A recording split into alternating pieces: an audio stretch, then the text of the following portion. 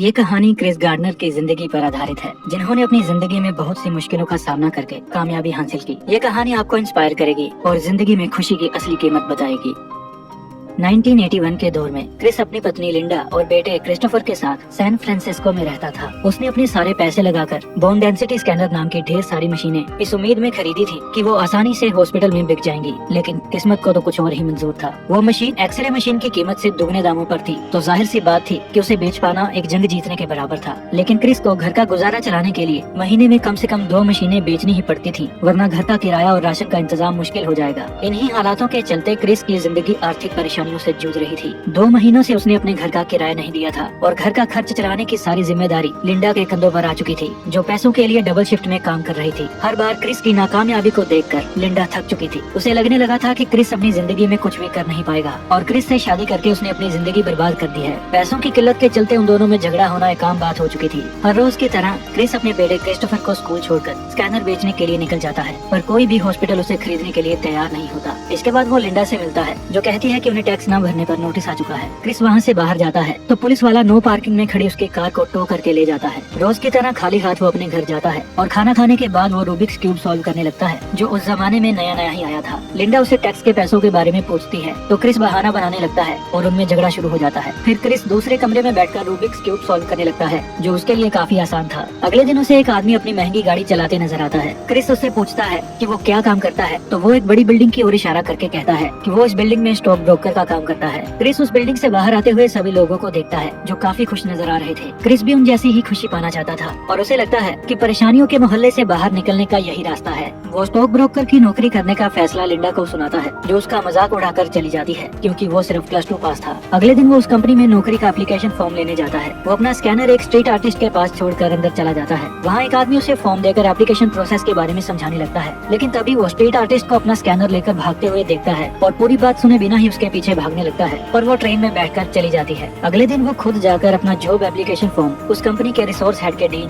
जे को देता है। जे काफी जल्दी में था, इसलिए उसकी ज्यादा बात सुन नहीं पाता। वहाँ से बाहर आने के बाद उसे वो स्ट्रीट आर्टिस्ट नजर आती है। क्रिस उनसे अपना स्कैनर वापस लेते हुए कहता है कि एक स्कैनर को खो देने का मतलब है कि 1 महीने का राशन खो दिया। उसने अपनी बीवी से आज कम से कम एक स्कैनर बेचने का वादा किया था, लेकिन उसके खाली हाथों की बजाय 2 स्कैनर्स वापस आते देखकर लिंडा निराश हो जाती है। क्रिस्टोफर को उसके जन्मदिन पर बास्केटबॉल देने के बाद वो लिंडा को वापस आए स्कैनर की कहानी बताने लगता है, लेकिन लिंडा उसकी कोई बात नहीं सुनती क्योंकि उसे अब क्रिस पर भरोसा नहीं रहा था। इसके बाद वो जे से मिलता है, जो टैक्सी में बैठकर जाने वाला था, तो क्रिस कहता है कि वो भी उसी ओर जा रहा है और वो टैक्सी में बैठ जाता है। क्रिस अपनी नौकरी के बारे में बात करना चाहता था, लेकिन जे रूबिक्स क्यूब सॉल्व करने में बिजी था। अपना टैलेंट दिखाकर जे को इम्प्रेस करने के लिए क्रिस वो रूबिक्स क्यूब सॉल्व कर देता है और जे इम्प्रेस हो जाता है। लेकिन जे का घर आ गया था और वो टैक्सी से उतरकर अपने घर चला जाता है। इसका मतलब जे का किराया भी क्रिस को देना पड़ेगा। फिर जब टैक्सी एक चौराहे पर खड़ी होती है तो क्रिस गाड़ी से निकलकर भाग जाता है और टैक्सी ड्राइवर उसका पीछा करने लगता है। उससे बचने के लिए क्रिस एक ट्रेन में चढ़ जाता है, लेकिन उसका स्कैनर दरवाजा बंद होने की वजह से बाहर ही रह जाता है। वो फोन करके लिंडा से माफी मांगता है क्योंकि वो क्रिस्टोफर को लेने उसके स्कूल नहीं जा सका था। क्रिस्टोफर को स्कूल से लाने के लिए लिंडा को अपनी एक शिफ्ट छोड़नी पड़ी थी और वो क्रिस से कहती है कि वो घर छोड़कर जा रही है। क्रिस भागकर अपने घर की ओर आता है, लेकिन लिंडा जा चुकी थी। उसी समय उसे जे का फोन आता है, जो उससे इम्प्रेस हो गया था और अपने सेक्रेटरी का नंबर लिखने के लिए कहता है, लेकिन क्रिस के पास कोई पेन नहीं होता, तो वो नंबर याद कर लेता है और साथ वाले स्टोर में जाकर लिख लेता है। अगली सुबह वो स्कूल के बाहर लिंडा से मिलता है और कहता है कि क्रिस्टोफर मेरे साथ ही रहेगा क्योंकि वो अपने बेटे से बहुत प्यार करता है और उसके बिना रह नहीं सकता। लिंडा उससे काफी नाराज थी। वो क्रिस्टोफर को उसके पास छोड़कर चली जाती है। शाम को वो क्रिस्टोफर को स्कूल से लेकर घर चला जाता है और मकान मालिक उसे मकान खाली करने के लिए कहता है क्योंकि उसने 2 महीनों से किराया नहीं दिया था। क्रिस उससे कुछ दिनों की मोहलत मांगता है, जिसके बदले में वो घर को पेंट करेगा और मकान मालिक मान जाता है। अगले दिन जब वो दीवारों को पेंट कर रहा था तब दरवाजे पर पुलिस उसे गिरफ्तार करने के लिए आ जाती है क्योंकि उसने नो पार्किंग का चालान नहीं भरा था। वो पुलिस स्टेशन जाकर चालान भरता है, लेकिन पुलिस वाला कहता है कि चालान सुबह 9:30 बजे वेरीफाई होगा और तब तक तुम्हें यहीं पर रहना पड़ेगा। क्रिस कहता है कि सुबह 10:15 बजे उसका इंटरव्यू है, लेकिन पुलिस वाला उसकी कोई बात नहीं सुनता। वो लिंडा को फोन करके उसे क्रिस्टोफर का ध्यान रखने के लिए कहता है। अगली सुबह वो अपने इंटरव्यू के लिए भागता है। उसके पास इतना वक्त भी नहीं था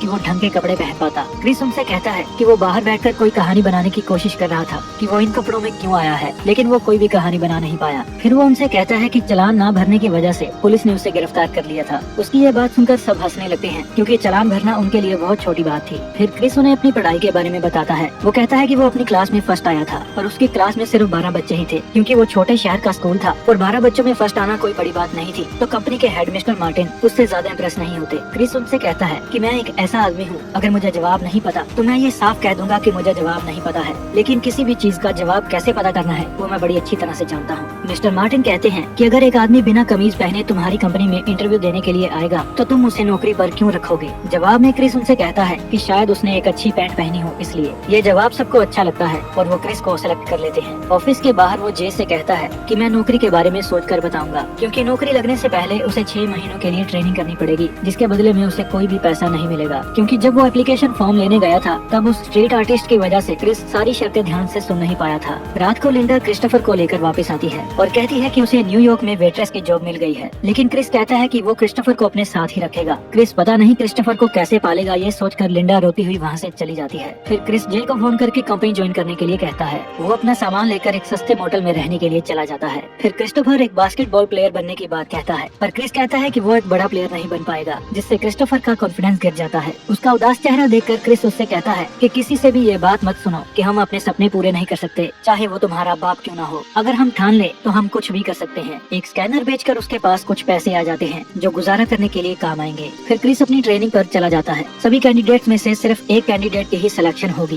क्रिस के लिए वहाँ टिकना आसान नहीं होगा क्योंकि ना तो वो अच्छे स्कूल कॉलेज में पढ़ा था और ना ही उसे स्टॉक मार्केट की कोई जानकारी थी। ट्रेनिंग इंचार्ज बताता है कि पिछले साल एग्जाम में एक कैंडिडेट के 96% मार्क्स आने के बावजूद भी कंपनी हेड ने उसे सिलेक्ट नहीं किया था, क्योंकि एग्जाम के अलावा और भी बहुत सारी चीजें देखी जाती हैं और वो सबको मेहनत करके 100% मार्क्स लाने के लिए कहता है। बाहर आकर उसे मिस्टर मार्टिन मिलते हैं, लेकिन वो उनसे लंबी बातचीत नहीं कर पाता क्योंकि एक भिखारी उसका स्कैनर लेकर जा रहा था जो स्टेशन पर छूट गया था। क्रिस उसके पीछे भागता है पर उसकी कार के साथ टक्कर हो जाती है और उसका एक जूता भी खो जाता है। उसे जूते के बगैर ही ऑफिस जाना पड़ता है। क्रिस पर पहले ही बहुत प्रेशर था और उसका ट्रेनिंग इंचार्ज अपने पर्सनल कामों के लिए हमेशा क्रिस को इधर उधर भगाता रहता था, जिसकी वजह से उसके काफी जरूरी काम छूट जाते थे। उसे अपने सारे काम खत्म करने के बाद क्रिस्टोफर को स्कूल से लेकर काफी लंबा सफर करके घर जाना पड़ता था, इसलिए वो अपने फोन का रिसीवर नीचे नहीं रखता था और लगातार फोन करके वो अपने 8 मिनट बचा लेता था। वो पानी भी नहीं पीता था ताकि उसे वॉशरूम न जाना पड़े। जो काम उसके साथी 9 घंटों में पूरा करते थे उसे वो 6 घंटों में पूरा करना पड़ता था। ऐसे ही चलते हुए 2 महीने बीत चुके थे पर क्रिस के हाथ कोई भी बड़ी सफलता नहीं लगी थी। तो वो अपने सबसे बड़े क्लाइंट को फोन करता है जो क्रिस को 20 मिनट में अपने ऑफिस पहुंचने के लिए कहता है। क्रिस फौरन ही वहां से निकल जाता है, लेकिन ट्रेनिंग इंचार्ज उसे अपनी गाड़ी पार्क करने के लिए कहता है, जिसकी वजह से क्रिस वो मौका भी खो देता है क्योंकि उसने 2 महीनों से किराया नहीं दिया था। तो मोटल वाला भी उससे किराया मांगने लगा था। उसका सबसे बड़ा क्लाइंट फुटबॉल मैच देखने जाने वाला था और इस बात का फायदा उठाकर क्रिस अपने बेटे को साथ लेकर उससे मिलने चला जाता है। वो उस दिन वक्त पर ना पहुंचने के लिए माफी मांगता है और उसे मौका देने के लिए शुक्रिया कहता है। फिर वो आदमी उन्हें अपने साथ फुटबॉल मैच देखने के लिए बुला लेता है। मैच के दौरान वो क्रिस से कहता है कि मैं तुमसे इम्प्रेस हूँ, लेकिन इसका मतलब ये नहीं कि मैं तुम्हारी कंपनी में पैसे लगाऊंगा। क्रिस की वहाँ बात नहीं बनती, लेकिन क्रिस्टोफर काफी खुश था जो मैच एंजॉय कर रहा था। अगली सुबह उसे इनकम टैक्स का नोटिस मिलता है क्योंकि उसने टैक्स नहीं भरा था, तो डिपार्टमेंट ने उसके बैंक अकाउंट से टैक्स के पैसे काट लिए थे।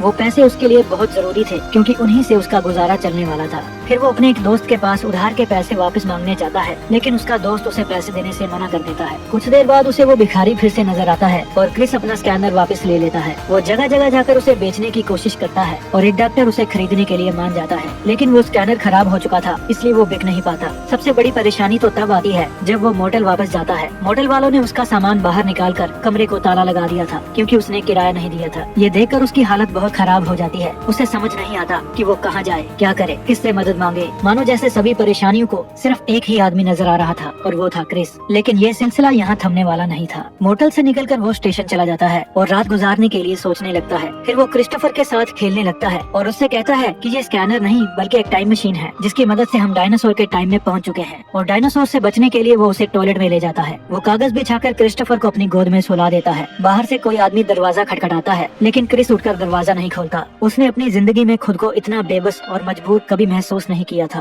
तो उसके सब्र का बांध टूट जाता है और वो रोने लगता है। अगले दिन वो रहने के लिए एक चर्च में जाता है जहाँ बहुत लंबी लंबी लाइन्स होती हैं। चर्च में जगह कम थी तो जो वक्त पर आ जाता था उन्हें जगह मिल जाती थी और बाकी लोगों को वापस भेज दिया जाता था। वो स्कैनर को ठीक करने की कोशिश करता है, लेकिन उसका एक पार्ट खराब हो गया था और नया पार्ट खरीदने के लिए उसके पास पैसे नहीं थे। अब क्रिस की परेशानियां दोगुनी हो चुकी थी। उसे वक्त से पहले अपना सारा काम खत्म करके अपने बेटे के साथ चर्च की लाइन में लगना पड़ता था ताकि उन्हें जगह मिल सके। ये स्ट्रगल कल उसकी जिंदगी का सबसे मुश्किल दौर था, जिसकी वजह से वो खाना पीना भी भूल चुका था। उस चर्च में क्रिस की तरह सैकड़ों लोग थे जो अपनी जिंदगी की परेशानियों से जूझ रहे थे। अगले दिन वो अपनी इंटर्नशिप का फाइनल एग्जाम देता है, लेकिन उसके चेहरे पर नौकरी मिलने का कॉन्फिडेंस नहीं होता। वहाँ से बाहर आकर उसे मिस्टर मार्टिन मिलते हैं, जो अपनी टैक्सी का किराया देने के लिए क्रिस से $5 उधार मांगते हैं, क्योंकि वो अपना पर्स भूल आए थे। क्रिस के पास बहुत कम पैसे बचे थे, पर फिर भी वो $5 दे देता है। आज रात उन्हें चर्च में जगह नहीं मिलती, तो वो क्रिस्टोफर के साथ ट्रेन में ही सो जाता है। पैसे इकट्ठा करने के लिए वो अपना खून बेचता है और उन पैसों से स्कैनर का पार्ट खरीद कर उसकी रिपेयर करता है। फिर वो स्कैनर बेचकर कुछ पैसों का इंतजाम करता है, ताकि आज रात वो होटल में जाकर आराम से सो सके और कुछ देर के लिए अपनी सारी परेशानियां भुला सके। अगली सुबह वो क्रिस्टोफर के साथ बीच पर जाता है और कुछ सुकून भरे पल जीता है। आज उसकी इंटर्नशिप का रिजल्ट आने वाला था और वो अपनी सिलेक्शन के बारे में ही सोच रहा था। मिस्टर मार्टिन उसकी नई कमीज की तारीफ करते हैं। क्रिस उनसे कहता है कि आज उसकी इंटर्नशिप का आखिरी दिन है, इसलिए वो आज नई कमीज पहन कर आया है। मिस्टर मार्टिन मुस्कुरा कर कहते हैं कि तुम कल भी ये कमीज पहन कर आना, क्योंकि कल तुम्हारी नौकरी का पहला दिन है। अपनी नौकरी लगने की बात सुनकर क्रिस बहुत खुश होता है। वो क्रिस से पूछते हैं कि क्या ये आसान था, तो क्रिस कहता है नहीं, ये बिल्कुल भी आसान नहीं था। फिर मिस्टर मार्टिन उधार के पैसे भी उसे वापस दे देते हैं। उस दिन क्रिस बहुत खुश होता है और कहता है इसी एहसास को खुशी कहते हैं। फिर हम उसे क्रिस्टोफर के साथ बातें करते हुए देखते हैं और उनके पास से एक आदमी गुजरता है जो असली क्रिस गार्डन है, और ये सारी कहानी इसी आदमी की जिंदगी का हिस्सा है। कहानी के अंत में हमें बताया जाता है कि क्रिस अपनी जिंदगी में एक कामयाब बिजनेसमैन बना, जिसने $multi-million की कंपनी खड़ी कर दी थी। किसी शायर ने खूब लिखा है, मुश्किलों से भाग जाना आसान होता है, हर पहलू जिंदगी का इम्तिहान होता है। डरने वालों को मिलता नहीं कुछ जिंदगी में, लड़ने वालों के कदमों में जहान होता है।